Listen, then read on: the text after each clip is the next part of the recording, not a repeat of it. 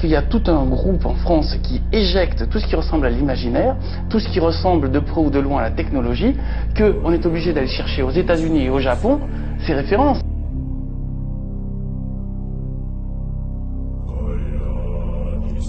En fait, on adore évangéliser et essayer de faire découvrir plein de choses à notre entourage, à nos copains.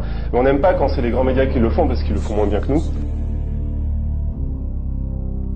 Et puis il y a aussi, me semble-t-il tout de même, un petit plaisir identitaire à se moquer du regard qui est porté sur son groupe par Pujadas et par le... Oui, puis le regard il est quand même assez... Enfin, il force pas mal le trait.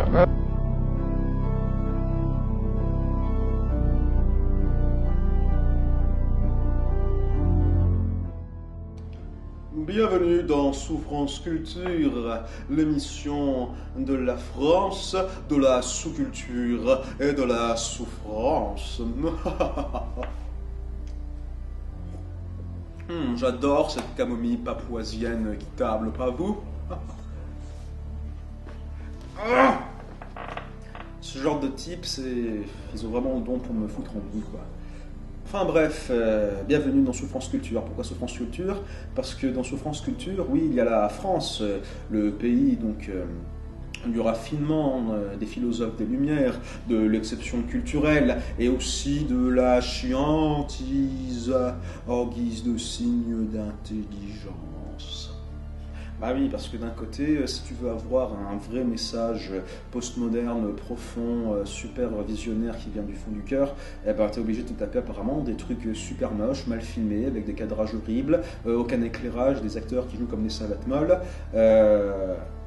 et qu'à part ça, ben, si t'es un débile par contre et que tu veux rien voir, t'as qu'à regarder un blockbuster américain avec des explosions partout, et des nichons et des trucs comme ça, quoi, non incompatibilité, non, c'est pas possible. Et aussi, bien sûr, Souffrance Culture, hein, c'est sous-culture, hein, parce que c'est comme ça la France, hein. Elle aime bien mettre des étiquettes partout, mettre les choses les unes sur les autres, hein, hiérarchiser, parce que c'est vrai que du coup, t'as la culture, t'as la sous-culture, hein, bien sûr, t'as la culture des gens nobles et extra-lucides qui peuvent voir entre les lignes à travers les murs, apparemment comme Superman.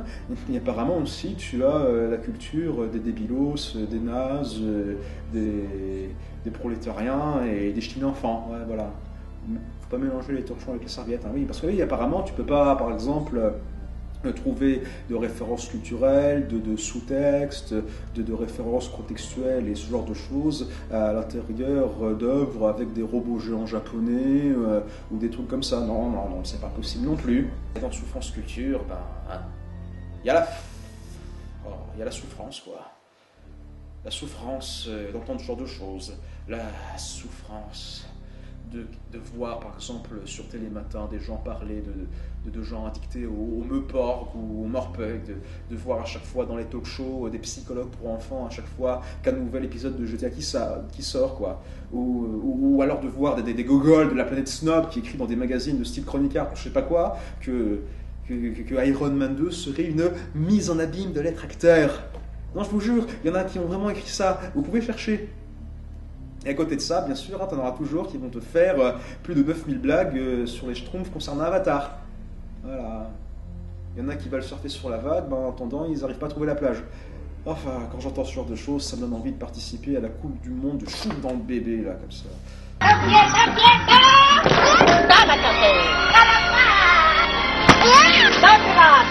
Heureusement qu'il y a encore Internet donc pour chercher le dialogue, comparer les faits, étayer sa culture et tenter de corriger les erreurs des mass médias et surtout de crier sa rage bouillonnante sur YouTube. Sinon, ben, on se ferait assommer par la TV, les magazines jusqu'à en être au chaos. Donc pour ce premier épisode, nous allons faire la différence entre un phénomène culturel japonais populaire et un morceau de caca. En faisant ça, nous deviendrons automatiquement plus cultivés et consciencieux qu'une chroniqueuse sur le grand journal de Canal+. C'est pas difficile, vous allez voir. C'est parti pour le match Hatsune Miku versus Ronelato. Donc ouais, le grand journal. Comme ils ne peuvent pas se permettre d'être terrifiants et nihilistes comme le JT de TF1, ils optent pour une sorte d'hybride mélangé avec un talk show à la nulle part ailleurs. Ils mettent plus de cynisme, de suffisance, de chroniqueurs incompétents à tête à claque et de bobos chebrants attitude pour compenser le tout. C'est joyeux tout ça. Et donc à chaque fois que tu as un de ces types, un de ces chroniqueurs qui aborde un sujet, quel qu'il soit, musique, cinéma, société, vous êtes sûr et certain que quelque part en France, il y a un vrai connaisseur en la matière qui est en train de manger ses enfants pour passer ses nerfs. Ou en tout cas les enfants de quelqu'un. Alors imaginez qu'on commence cette idée, par exemple, il y a des gros otaku fans de manga qui passent leur temps sur les forums à s'engueuler sur des questions essentielles comme fansub, pour ou contre, vrai japanime, tranche de vie ou mecha, fanservice, c'est sale ou c'est cool, bon goût, Bleach ou Naruto? La bonne réponse est One Piece. Nombreuses furent les victimes de ces conflits cataclysmiques où le sang des innocents fut versé au sol, maudissant une terre d'où plus rien ne peut pousser à présent. C'est sérieux tout ça. Donc c'est au tour alors de Tania d'être la cible de leur colibé. Donc Tania, une soi-disant experte en pop culture de l'émission, qui s'est attaquée donc à une de leurs idoles sacrées, Vocaloid 2, Hatsune Miku. Mais laissez-le, on va voir comment elle en parle justement. Le grand journal, la suite en direct avec Acha, Julie Depardieu et Carole Bouquet. Toute l'actualité de la pop culture, c'est maintenant avec vous, Tania. Oui. Instant T. Et oui. Et on part pour le Japon avec de la musique virtuelle. Alors oui, elle est au Japon depuis quelques années déjà. Sévit la superstar Miku Hatsune, dont le nom signifie d'ailleurs premier son du futur. Alors vous allez voir ici Miku devant ses hordes de fans. Et oui, vous ne rêvez pas, c'est un pas de plus vers l'apocalypse grâce à nos amis japonais, car effectivement, c'est un hologramme 3D. Dingue. Ah oui, un peu comme... Oui. Et allez, le coup classique du journaliste qui est tellement feignant dans sa recherche, qui s'en mêle des pinceaux avec les noms des personnages et les images présentées. Parce que j'ai entendu parler aussi, en faisant mes recherches très approfondies, que ce monsieur est un Dragon Ball Z. Voilà. Dragon Ball Z, vous l'avez, qui est pareil, un savant mélange d'action, d'humour. De combat, ce qui explique son succès. Oui, donc la fille aux cheveux roses, c'est Megurine Luka, donc un personnage basé sur le 3e modèle de logiciel Vocaloid 2, optimisé pour l'anglais et basé sur la voix de la comédienne Yu Asakawa, connue pour être la voix de Motoko dans Lovina, Fuka dans Naruto Shippuden ou Lancer dans Fate Stay Night. Et je vous sens un peu perdu là, c'est normal, parce que déjà cette chroniqueuse n'a même pas pris la peine de vous présenter correctement Hatsune Miku, et elle n'a même pas cité le terme Vocaloid dans son petit speech là, donc on va devoir faire tout le travail à sa place quoi. Je veux dire, elle te parle d'Hatsune Miku comme si c'était un hologramme dès sa naissance, alors que bien sûr vous avez dû comprendre que ce n'était pas vraiment le cas. Mais d'abord laissons l'émission poursuivre son cours. Hein. Je ne vais pas intervenir avant la fin de l'extrait. En fait, il y a une espèce de film où est projetée donc la star Miku. C'est un peu comme Gorillaz l'avait fait avec donc leur concert, sauf que là musicalement, on est quand même beaucoup plus proche de Bébé Lily ou de René Lataupe que j'espère vous ignorez. Donc je connais Bébé Lily. Ah, et René Lataupe, non. Épouvantable. Bah, écoutez, parce que là c'est pas mal non plus dans le genre. J'avais un copain danseur.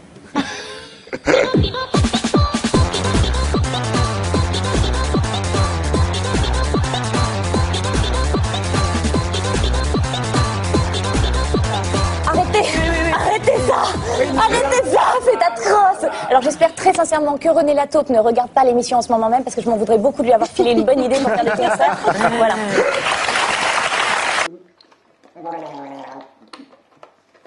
Putain, ferme-toi. Bien, c'était pénible, ouais. Donc, je veux dire, mentionner René Lataupe et Bébé Lily, comme ça, à titre de comparaison musicale, et choisir délibérément le morceau le plus léger et folâtre de Miku pour donner l'impression que tout son répertoire se résume à ce style musical, pour ainsi le mettre au même niveau que ces deux atrocités. Voilà, c'est juste de la malhonnêteté typique qui peut ressortir d'un usage vil du montage de télévision. Mais ça, on a l'habitude, et avant qu'on aborde ce détail une fois de plus, nous allons corriger le pas et je vais vous expliquer en détail qui est vraiment Hatsune Miku. Voilà, donc pour les gens qui ne l'ont connue qu'à partir du Grand Journal. Et dans un deuxième temps, nous allons la comparer honnêtement donc avec René Lataupe, que malheureusement, par contre, tout le monde connaît. Il n'y a pas de justice. Donc effectivement, les caractères japonais du nom Hatsune Miku signifient premier son du futur. Mais ce qu'il faut savoir, c'est que Hatsune Miku est un logiciel de type synthétiseur vocal qui, après enregistrement de la voix d'une personne, peut créer une banque de sons qui peut servir à constituer des phrases. Et ici, en l'occurrence, toute une chanson. Donc c'est un programme informatique qui chante, quoi, tout simplement. Ce programme en particulier répond au nom de Vocaloid 2, car elle est la deuxième génération de logiciels de chant de synthèse Vocaloid, créé par la compagnie japonaise Krypton Future Media. Sa voix est issue de la comédienne de doublage de Japanime, Saki Fujita, qui a déjà prouvé qu'elle savait chanter dans le générique Tokimeki Memorial Only Love. Hatsune Miku n'a donc pas été inventée en tant que vrai personnage conçu pour la célébrité et le marketing de masse. Elle n'était juste qu'une mascotte dessinée sur une boîte en carton de logiciel pour donner plus de personnalité au produit et rendre ce dernier plus sympathique aux yeux des clients. Personne n'aurait pu imaginer qu'un jour, un dessin sur une boîte puisse devenir une gigantesque pop idol faisant salle comble dans une grande scène à Tokyo. Et c'est ça qui est giga fort avec ce personnage. Autre détail important, elle a été créée en 2007 et n'a cessé de maintenir sa popularité au sommet dès lors. C'est un truc comme René la taupe, Bébé Lily ou même Crazy Frog seraient déjà périmés en moins d'un an. Même un gagnant de la Star Academy ne peut prétendre à une telle longévité, et pourtant ce sont des vraies personnes. Techniquement. Vous remarquez que je fais un effort gigantesque pour ne pas faire de blagues sur la longévité de Grégory Le Marchal. Comme maintenant là, connard. Mais comment un tel miracle était possible? Comment une illustration devient une star de la chanson? Grâce à la puissance d'Internet! Souvenez-vous, on parle d'un logiciel pour faire de la musique, et bien sûr, les plus geeks des musiciens s'empresseraient d'exploiter à fond un logiciel qui a une voix aussi mimi que sa mascotte, pour faire des beaux morceaux pop bien entêtants et guillerés. Les acheteurs du logiciel se donnèrent à cœur joie et postèrent leur création sur le site de partage vidéo Nico Nico Daoga, l'équivalent japonais à YouTube et un des sites les plus fréquentés du Japon. Et un jour, vint une création qui se démarqua de toutes les autres, ressuscitant au passage une des vidéos virales les plus puissantes jamais faites sur Internet, avec sa musique qui creuse comme un ver dans vos oreilles, parasitant ainsi le cerveau de millions de gens avec sa musique catchy. Je parle bien sûr de la chanson Poirot. Vous avez tous connu la version 2006 avec la fille de manga qui fait tourner son poireau pendant que se joue un air de polka finlandais du groupe Quatuma. Et vous avez peut-être aussi malheureusement connu la version tout public faite par Jamba et son horreur en images de synthèse. Mais est-ce que vous avez connu la version 2007 avec Hatsune Miku ? De sa voix aiguë au timbre légèrement électronique, Miku, ici changée en une caricature mignonne et naine d'elle-même, réussit alors à attiser la curiosité de millions de surfeurs grâce à cet air bien connu et donner un avant-goût du potentiel de fun que pouvait apporter le logiciel. En combinant les statistiques YouTube et Nico Daoga, on arrivait déjà à l'époque à environ 9 millions de visions. Cette vidéo est tellement célèbre que le poireau devint un accessoire indissociable à Hatsune Miku, de la même façon qu'on n'imagine pas le roi Arthur sans Excalibur ou alors Sarkozy sans talonnette. Et avec ce poireau, elle peut vous exploser la face!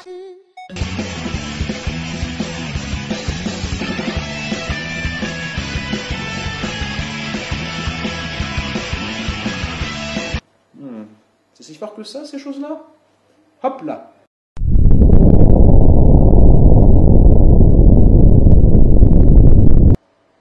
Ça va faire moins de gens pour regarder mes vidéos, du coup, alors, hein.